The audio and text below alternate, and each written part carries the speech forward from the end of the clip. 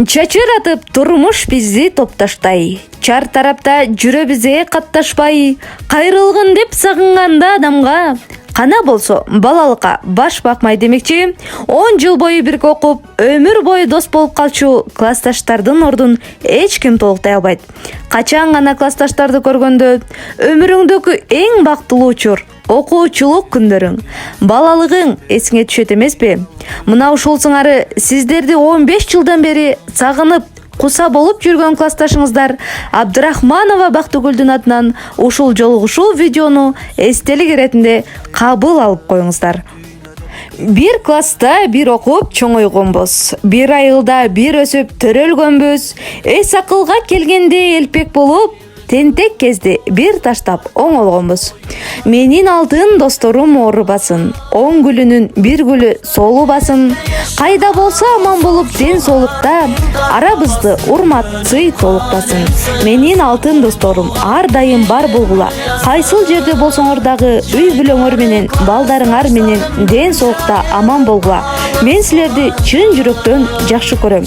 Ар дайым жолугушуп, ушул сыяктуу таттуу күндөрүбүз көп болсун деп силерди сыйлап урматтаган классташыңар, досуңар Абдрахманова Бактыгүл.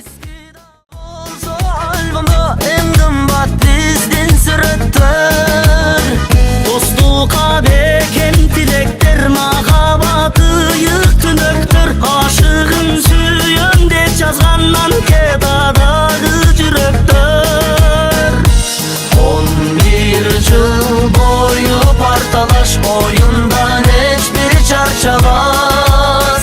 Klastaşlar gitmeye şaka bulsok şu haddim tarkabas. Dönüp kalem sıyası olduğa dilim oyası. Caydarı klastaşlarımdın cayılıp alız kulacı. Cayılıp alız kulacı.